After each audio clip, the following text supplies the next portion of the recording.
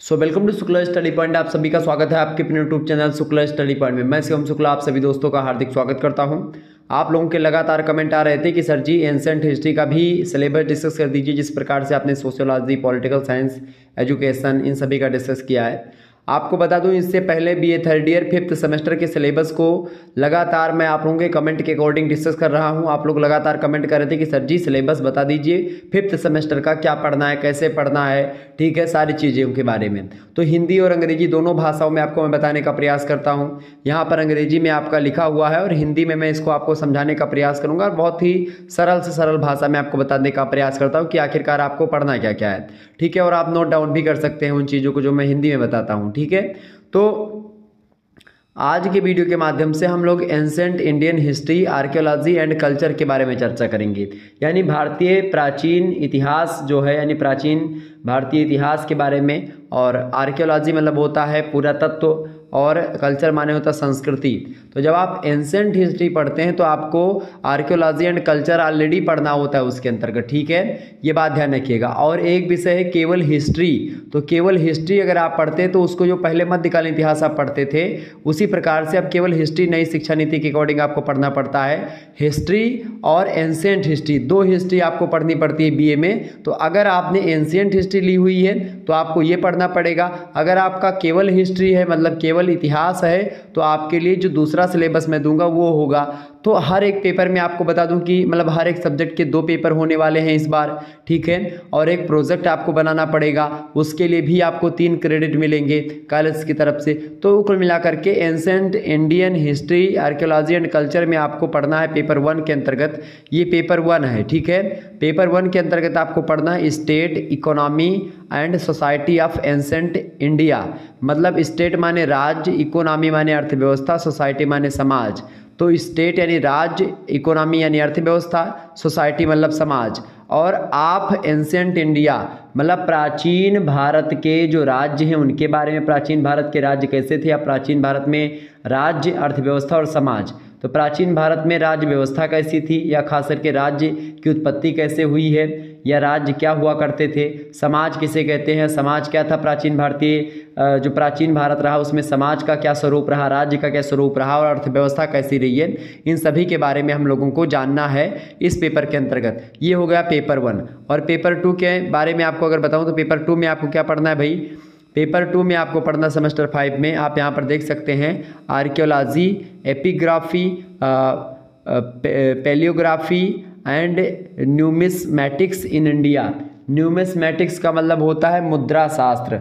भारत में मुद्रा शास्त्र, ये आपके पेपर का क्या नाम है, पुरातत्व। यानी आर्कियोलॉजी माने पुरातत्व, एपिग्राफी माने होता है पूरा लेख, यानी जो एक प्रकार से पूरा लेख मतलब समझ रहे हैं आप, जो पूरा लेख में एक विज्ञान होता है पूरा लेख भी, एपिग्राफी जिसको आप बोलते हैं, ठीक है। और इसी प्रकार से पूरा लेख विद्या होती है, या पूरा लेख को एक प्रकार से, या एपिग्राफी एक विज्ञान है और पूरा लेख जो है एक प्रकार से, या जो पोलियोग्राफी है वो एक प्रकार से एक प्रक्रिया के द्वारा जब हम अभिलेखों का, या पूरा जो प्राचीन अभिलेख हैं, प्राचीन जो चीज़ें हैं उनका अध्ययन करते हैं, उनका पता लगाते हैं, उनको पढ़ते हैं, तो वो कहा जाता है, ठीक है। तो कुल मिलाकर के इसको भी पुरातत्व मतलब पूरा लेख ही कहते हैं, ठीक है। तो पुरातत्व आप यहाँ पर देखिएगा, सबसे पहले आर्कियोलॉजी मतलब पुरातत्व, पुरातत्व पूरा लेख, ठीक है, पूरा लेख विद्या, और भारत में मुद्रा शास्त्र, ये आपके पेपर का नाम है। पेपर 2 के अंतर्गत हम इस सिलेबस के बारे में चर्चा करेंगे। तो आइए हम जानने का प्रयास करते हैं पेपर 1 में आपको कौन कौन सी चीज़ों के बारे में जानना है। यानी कि state, economy and society in मतलब ऑफ एंसेंट इंडिया। इस पेपर में आपको क्या क्या पढ़ना है, कितने सिलेबस, मतलब सिलेबस में जो 8 इकाइयाँ हैं, प्रत्येक इकाइयों में आपको क्या क्या पढ़ना है उसके बारे में जानने का प्रयास करते हैं। देखिए, इकाई नंबर फर्स्ट में आपको क्या पढ़ना है भाई। इकाई फर्स्ट में आप देखिएगा, आपको पढ़ना है वर्ण एंड कास्ट, वर्णा एंड कास्ट। वर्णा माने होता है वर्ण, वर्ण माने होता है जैसे ब्राह्मण वस्य मुखामासीदा बाहु राजान्यः कृता उरुतदस्य वैश्यः पादाभ्याम शूद्रो अजायतः। ये वैदिक श्लोक है और यहाँ से वर्णों की उत्पत्ति मानी जाती है कि ब्राह्मण के मुखमंडल से, मतलब एक ब्रह्मा है, ब्रह्मा मतलब ब्रह्मा एक या विराट पुरुष जिसको आप कह सकते हैं, उनके मुखमंडल से ब्राह्मणों की, भुजाओं से क्षत्रियों की, और उदर से वैश्य की, और पैर से शूद्र की उत्पत्ति मानी जाती। उदर माने पेट, ठीक है, या जंघा कहीं कहीं पर आपको मिलता है, लेकिन जंघा उचित नहीं, पेट, चूंकि वैश्य लोगों का काम होता है विश्व भरण पोषण जग होई ताकर नाम भरत सम होई। तो मतलब जो पेट पालने का काम करता है, पालन हरता है, वो वैश्य है। जो सेवा करता है वो शूद्र है। जो रक्षा करता है वो क्षत्रिय है। जो विद्या अध्ययन करता है और एक प्रकार से ज्ञान देता है वो ब्राह्मण है। तो इस प्रकार से ये बांटा गया था। चूँकि ब्राह्मण जो मुखमंडल है वो चूँकि जानकारी वहीं पर इकट्ठी होती है। भुजाएं मासा आपके शरीर पर अगर काटिस, कहीं मच्छर काटिस, या एक प्रकार से जिसको मॉस्किटो कहते हैं अंग्रेजी में, तो अगर वो आपको कहीं पर कट किया तो हाथ तुरंत आपको, आप सो रहे होते हैं लेकिन वो मार देता है। तो हाथ कौन क्या करता है? रक्षा करता है। पेट, उसमें भोजन आता है, पेट के लिए ही दुनिया काम करती है। तो इस प्रकार से ये चीज़ें थी। तो इसको बोलते हैं वर्ण। और इसी वर्णों से बनी जाति। जैसे ब्राह्मणों में कई सारी जातियाँ, क्षत्रियों में कई जातियाँ बटी, वैश्यों में कई जातियाँ बटी, शूद्रों में कई जातियाँ बनती चली गई। तो एक प्रकार से ये मतलब वर्ण जो है वो एक प्रकार से 4 ही हैं और जातियां अनेकों हैं, उन्हीं वर्णों से बनी, ठीक है।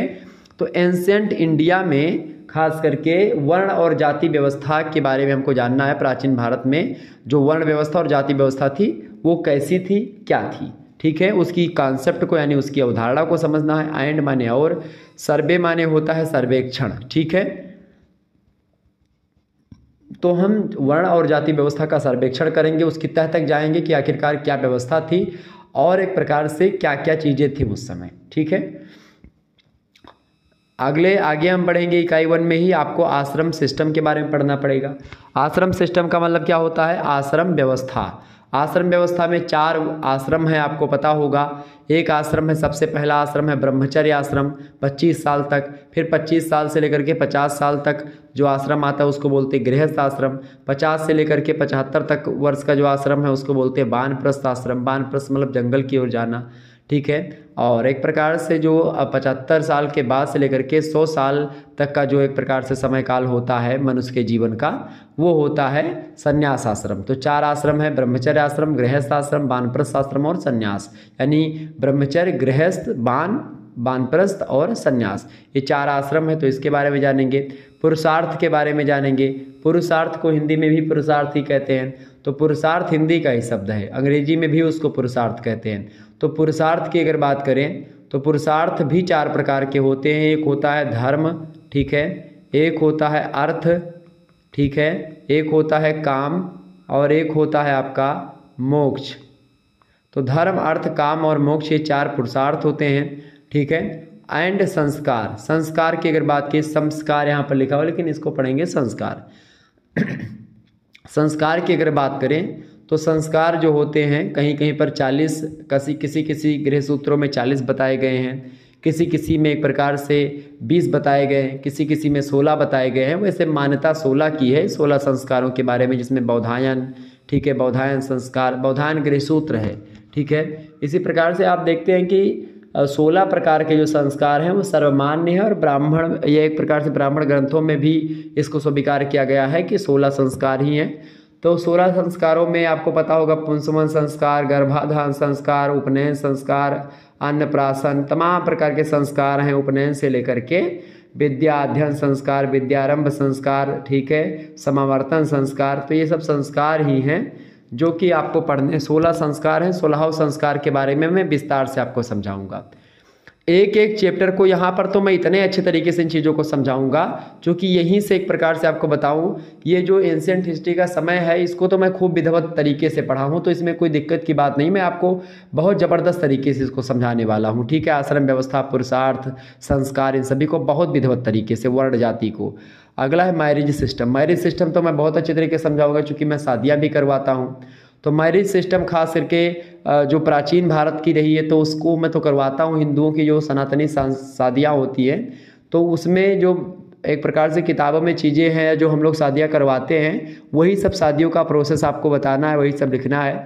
तो इसका नेचर कैसा है, यानी कि जो मैरिज सिस्टम है इंडिया का, खास करके प्राचीन भारत की, तो उसकी विवाह प्रणाली के बारे में, उसका विवाह प्रणाली का नेचर एंड पर्पज़। पर्पज़ माने होता है उद्देश्य, तो विवाह का क्या उद्देश्य और विवाह प्रणाली की क्या प्रकृति है, इसके बारे में आपको पढ़ना है। इसके बाद में the condition of women in ancient India, प्राचीन भारत में महिलाओं की स्थिति, उसके बारे में जान लेंगे। प्राचीन भारत में महिलाओं की स्थिति, गार्गी, मैत्री, इन सभी का एक प्रकार से दबदबा रहा है वैदिक काल में। तो आप देखते हैं ये पहला चैप्टर हो गया, मतलब पहली इकाई हो गई। इसमें लगभग आप देखते हैं यूनिवर्सिटी के तरह से 15 लेक्चर इस पर देने के लिए कहा गया है, ठीक है। सॉरी। दूसरी इकाई में आप देखिएगा, दूसरी इकाई है principles of origin of state. Principles of origin of state मतलब होता है राज्य की उत्पत्ति के सिद्धांत। तो राज्य की उत्पत्ति के सिद्धांत कई सारे हैं, उन सिद्धांतों के बारे में चर्चा करेंगे। राज्य की उत्पत्ति के सिद्धांतों में जैसे कि दैवीय उत्पत्ति का सिद्धांत, जैसे कि आप देखते हैं सामाजिक समझौते का सिद्धांत, या फिर कुछ और पाश्चात्य मत है, कुछ विदेशी, मतलब कुछ विदेशी या पाश्चात्य मत है, कुछ भारतीय मत है, तो उन सभी के बारे में जानेंगे। इसके अलावा टाइप्स ऑफ स्टेट, राज्य के प्रकार समझेंगे, राज्य कितने प्रकार का होता है, राज्य कितने अंग होते हैं, राज्य की परिभाषा क्या है, पूरा विस्तार से जानेंगे। इसके अलावा political thought and public welfare of the rural, मतलब जो एक प्रकार से पॉलिटिकल विचार है या राजनीतिक विचार है या जो लोक कल्याण है, एक प्रकार से एक रूरल का एक शासक के रूप में, जो एक शासक का जो वेलफेयर होता है, लोक कल्याणकारी भावना होती है वो, पब्लिक वेलफेयर जो होता है वो, और जो पॉलिटिकल थाट होते हैं राजनीतिक विचार, यानी शासक के राजनीतिक विचार क्या होने चाहिए और उसकी लोक कल्याणकारी भावना, इन सभी के बारे में जानने का प्रयास करेंगे।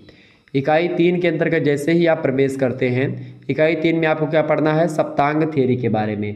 जो सप्तांग सिद्धांत है राज्य का, चाहे मनु ने दिया हो चाहे कौटिल्य ने दिया हो, दोनों लोगों ने दिया है सप्तांग सिद्धांत राज्य के।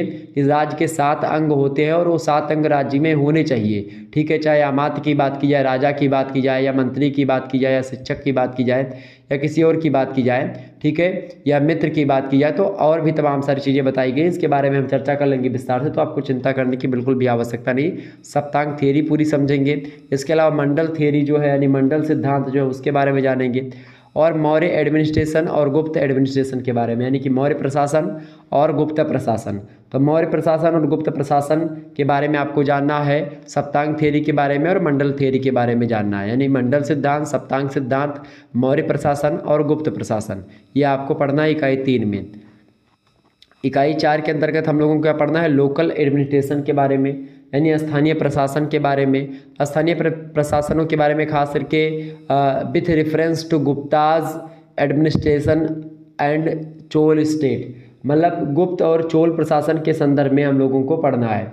तो गुप्त और चोल प्रशासन के संदर्भ में स्थानीय प्रशासन के बारे में जानना है, ठीक है। इसके अलावा major state taxes of ancient India, मतलब प्राचीन भारत के जो प्रमुख राजकीय कर हैं उनके बारे में हमको जानना है कि प्राचीन भारत में जो मेजर स्टेट टैक्स होते थे, यानी प्राचीन भारतीय या प्रमुख राजकीय जो कर हुआ करते थे वो प्राचीन भारत में कैसे थे, उनके बारे में हमको जानना है, ये पढ़ना है। समझ में आ रही होंगी चीज़ें। मैं आपको समझाने में अगर सफल हो पा रहा हूँ तो एक बार फटाफट से आप लोग वीडियो को लाइक करके आप बता सकते हैं।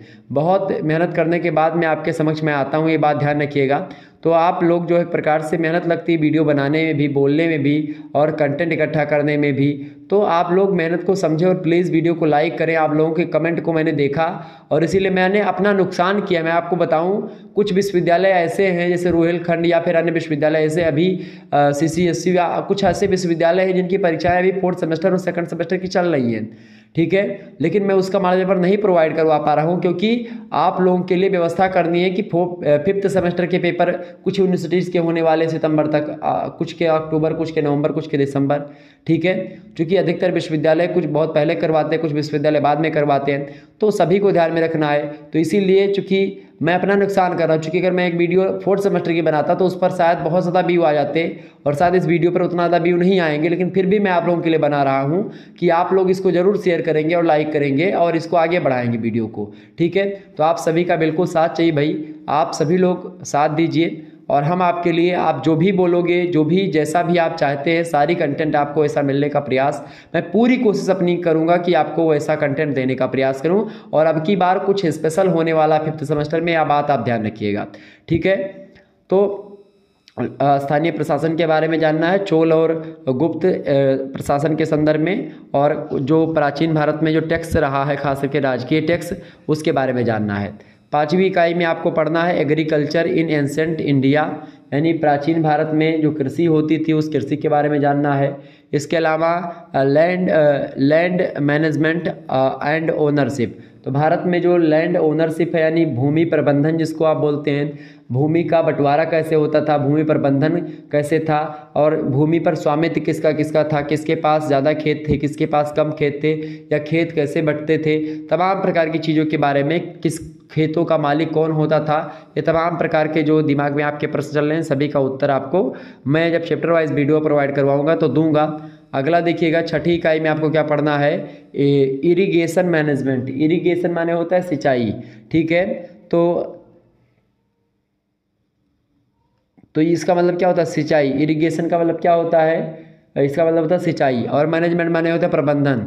तो सिंचाई प्रबंधन के बारे में आपको जानना है, सिंचाई मतलब कि प्राचीन भारत में सिंचाई कैसे हुआ करती थी, ठीक है। 7वीं इकाई में हम लोगों को पढ़ना है क्या, गिल्ड ऑर्गेनाइजेशंस के बारे में। गिल्ड ऑर्गेनाइजेशंस का निर्माण कैसे हुआ और वो कार्य कैसे करता है उसके बारे में जानेंगे। फिर विश्व व्यापार के बारे में जानेंगे, ठीक है। कंस्ट्रक्शंस माने क्या होता है, कंस्ट्रक्शंस माने होता है एक प्रकार से निर्माण, और वर्क्स माने होता है कार्य। तो गिल्ड संगठन का निर्माण कैसे हुआ और उसका कार्य क्या क्या है। इसके अलावा फॉरेन ट्रेड के बारे में जानेंगे, यानी कि विश्व व्यापार के बारे में जानेंगे, और ट्रेड रूट यानी कि जो व्यापार के मार्ग हैं या व्यापार से रिलेटेड मार्ग हैं, जिन मार्गों से व्यापार होता था प्राचीन भारत का, उन व्यापारिक मार्गों पर हम चर्चा करने का प्रयास करेंगे। इकाई 8 में आपको क्या पढ़ना है भाई, इकाई 8 में आपको पढ़ना है education system in India. Bharat में शिक्षा प्रणाली जो थी उसके बारे में जानना है, और भारत में शिक्षा प्रणाली का ग्रोथ यानी वृद्धि कैसे हुई और डेवलपमेंट यानी विकास कैसे हुआ। तो जो इंडियन एजुकेशन सिस्टम है इसका विकास और इसकी वृद्धि के बारे में जानेंगे। इसके अलावा साथ ही साथ प्राचीन जो भारत है या भारत में जो शिक्षा प्रणाली है उसके सिलेबस पर ही हम चर्चा करेंगे कि पाठ्यक्रम क्या है। इसके अलावा मेन यूनिवर्सिटीज़ जो है भारत की, खास करके प्रमुख विश्वविद्यालय जो रहे हैं, तो मेन यूनिवर्सिटीज़ में 3 विश्वविद्यालय उस समय थे प्राचीन भारत के। एक तो तक्षशिला थी, एक नालंदा और एक विक्रमशिला, यानी कि तक्षशिला, नालंदा और विक्रमशिला विश्वविद्यालय थे, प्रमुख विश्वविद्यालय थे। इनके बारे में हम लोगों को जानना है। तो ये था एक प्रकार से सिलेबस आपका एंसेंट इंडियन हिस्ट्री का, okay. Ancient Indian history, archaeology and culture, ये आपके एक प्रकार से सब्जेक्ट का नाम है। पेपर का नाम है प्राचीन भारत के जो राज्य है, अर्थव्यवस्था और समाज। तो प्राचीन भारत में राज्य, अर्थव्यवस्था और समाज के बारे में आपने यहाँ पर जान लिया, ठीक है। तो ये आपका सिलेबस था। कुछ ग्रंथ आपको दिए गए यहाँ से पढ़ने के लिए, इन ग्रंथों को आप ले सकते हैं, ठीक है। प्राचीन भारतीय संस्कृति, ये इसका प्रकाशन लक्ष्मी नारायण अग्रवाल प्रकाशन से हुआ है आगरा से, ठीक है। पुस्तक आप पढ़ सकते हैं। ओम प्रकाश जी की पुस्तक है, इसको आप पढ़ सकते हैं। जयशंकर मिश्र की या मिश्र जयशंकर की है, तो आप ये सब भी पुस्तकें देख सकते हैं। चोपड़ा की पुस्तक, तो ये सब पुस्तकें इनको आप पढ़ सकते हैं। हालांकि ये सब पुस्तक पढ़ेंगे तो जो ज़्यादा या PhD वगैरह करना चाहते हैं वो इन पुस्तकों को पढ़ सकते हैं, बहुत इंपॉर्टेंट पुस्तकें हैं, ठीक है। तो आप लोग जो है ये सिलेबस आपने देखा, बाकी सिलेबस जो है पेपर 2 का, ठीक है, यानी कि archaeology, epigraphy and palaeography and numismatics in India, इसके बारे में हम लोग चर्चा करने का प्रयास करेंगे नेक्स्ट वीडियो में, ठीक है, जब मैं पेपर 2 के सिलेबस को डिस्कस करूंगा। तो आप लोगों ने अगर अभी तक सोशियोलॉजी का सिलेबस नहीं देखा है तो सोशियोलॉजी का भी 5th सेमेस्टर का सिलेबस पेपर 1 का अवेलेबल हो चुका है, पेपर 2 का जल्द होगा। पॉलिटिकल साइंस का अवेलेबल हो चुका है, होम साइंस का अवेलेबल हो चुका है, इसके अलावा संस्कृत का अवेलेबल हो चुका है, हिंदी का अवेलेबल हो चुका है, ठीक है। हिंदी के अलावा इसके अलावा शिक्षा शास्त्र का अवेलेबल हो चुका है, और भी सब्जेक्ट जो थे उनके अवेलेबल हो चुके हैं। इकोनॉमिक्स का और मध्यकालीन इतिहास, इन सभी का बचा हुआ है। साइकोलॉजी का, दर्शन शास्त्र का, इन सभी का मैं जल्द ही देने वाला हूं, ठीक है। धन्यवाद, मिलते हैं फिर नेक्स्ट वीडियो में। तब तक के लिए जय हिंद, जय भारत। आप सभी का बहुत बहुत धन्यवाद हमारे से जुड़ने के लिए। इसी प्रकार से अपना प्यार हमेशा बनाए रखिएगा। Good night, I love you, बहुत बहुत धन्यवाद। एक बार वीडियो को शेयर कर दीजिएगा। तो इसमें भी ये भी एक प्रकार से आप देखिएगा, बहुत इंपॉर्टेंट पेपर है आपका, ठीक है। ये देख लीजिएगा, बहुत इंपॉर्टेंट पेपर है। तो ये भी इसके सिलेबस के बारे में हम नेक्स्ट वीडियो में चर्चा करने का प्रयास करेंगे और विस्तार से जानने का प्रयास करेंगे, ठीक है। तो आप लोगों ने जाना कि पेपर 1 के सिलेबस के बारे में, एंसेंट हिस्ट्री के। अच्छा, आपको बता दूं पेपर 1 के बाद में, अच्छा 6th और 5th सेमेस्टर में आपको क्या पढ़ना है उसके बारे में भी मैं आपको बता दूं, ठीक है। जैसे कि आप लोग, बहुत सारे लोग परेशान रहते हैं कि 6th सेमेस्टर में क्या पढ़ना है आपको, देख लीजिए। फिफ्थ सेमेस्टर में मैं आपको थोड़ा गणित समझा दूं यहाँ पर। देखिए 5 सेमेस्टर जो थर्ड ईयर का है उसमें मुश्किल से आपको 2 पेपर देने होंगे। एक तो पेपर है आपका state economy and society of ancient India, जिसके बारे में आज हमने चर्चा करी, 5 क्रेडिट है। और दूसरा पेपर है आपका archaeology, epigraphy, palaeography and numismatics in India, ये भी 5 क्रेडिट का है और थियरी का पेपर है। यानी कि ये दोनों पेपर आपका जहाँ सेंटर जाएगा वहाँ पर आपका पेपर होगा। तो 2 पेपर आपके होंगे, फर्स्ट पेपर ये, सेकंड पेपर ये, ठीक है, ये बात ध्यान रखिएगा एक सब्जेक्ट के। और अगर बात की जाए ये वाला पेपर जो है आपका, ये पेपर है study of coin and script of ancient India, यानी जो सिक्कों का अध्ययन है वो, और जो लिपि हैं खास करके एंशिएंट इंडिया की, उन लिपियों के बारे में हमको जानना होगा। पर ये प्रोजेक्ट आपका होता है, प्रोजेक्ट आपको बनाना होता है इस पर। ये 3 क्रेडिट का है, ठीक है, यहाँ से भी आपको क्रेडिट मिलते हैं, कॉलेज वगैरह के वर्क होते हैं, ये बात ध्यान रखिएगा। तो इसके अलावा जब आप 6 सेमेस्टर में जाओगे, ठीक है, थर्ड ईयर का 6 सेमेस्टर जो होगा उसमें भी आपको 2 पेपर देने होंगे। पहला पेपर उसमें आपको पढ़ना है रिलीजन एंड फिलोसॉफी, यानी धर्म, और एक प्रकार से धर्म के बाद में क्या होता है, फिलोसॉफी को क्या बोलते हैं, दर्शन। धर्म और दर्शन के बारे में आपको जानना है, 5 क्रेडिट का है। इसके अलावा आर्ट एंड आर्किटेक्चर, यानी कला और वास्तुकला, ठीक है, और आर्किटेक्चर को पुरातत्व भी आप कह सकते हैं, तो वो सब पढ़ना है आपको, ठीक है, ये भी 5 क्रेडिट का है। और इसके अलावा प्रोजेक्ट आपको जो तैयार करना होता है वो तैयार करना होगा 6 सेमेस्टर में, study of local cultural archaeological sites and museum visit, जो यानी कि जहाँ पर म्यूज़ियम है वहाँ पर आपको जाना, यात्रा करना, कहीं पर आप जाएं म्यूज़ियम घूमने और उसके बारे में बताएं। आप कभी खाली होंगे तो आप लोग BHU चले जाइएगा घूमने, और BHU में बनारस हिंदू यूनिवर्सिटी का जो म्यूज़ियम है भारत कला भवन में, वहाँ पर आप जाइएगा घूमने। 20 रुपये शायद लगते होंगे बाहरी लोगों के लिए, छात्रों के लिए तो फ्री हैं वहाँ के। तो आप जाओगे तो आपको घुमाएंगे, वहाँ पर बैग फ़ोन सब जमा हो जाएगा। लेकिन अब आप जब अंदर जाओगे तो बहुत सारी लिपियाँ और जो हस्तलिपियाँ हैं, पांडुलिपियाँ हैं, मूर्तियाँ पुरानी पुरानी जो आर्कियोलॉजी आर्किटेक्चर की हैं, तमाम प्रकार की आपको पुरातत्व अवशेष वहाँ पर, मतलब बहुत सारी चीज़ें सुरक्षित आपको मिलेंगी, ठीक है। तो इस प्रकार से आप लोग, ये थोड़ा गणित मैंने आपको बता दिया। जैसा कि आप लोगों ने फर्स्ट सेमेस्टर में क्या पढ़ा था, early civilization of India and world पढ़ा था आपने, ठीक है। फिर सेकंड सेमेस्टर में आपने पढ़ा political history of India. Third semester में आपने पढ़ा था political history of north India, 647 AD से लेकर के 1200 AD तक के इतिहास के बारे में। और फोर्थ सेमेस्टर में आपने पढ़ा political history of south India, 100 ईस्वी से लेकर के 1300 ईस्वी तक के इतिहास के बारे में। फिर उसके बाद में आपको कोई ये सब नहीं पढ़ना इतिहास वगैरह के बारे में, बस आपको फिर जो खास करके पुरातत्व और संस्कृति है उसी के बारे में आपको कुल मिला करके यहाँ पर जानना है। फिफ्थ और सिक्स्थ सेमेस्टर में निश्चित तौर पर बहुत ज़बरदस्त सिलेबस बनाया गया है नेशनल एजुकेशन पॉलिसी के द्वारा। चलिए फिर मिलते हैं हम नेक्स्ट वीडियो में पेपर 2 के साथ। धन्यवाद।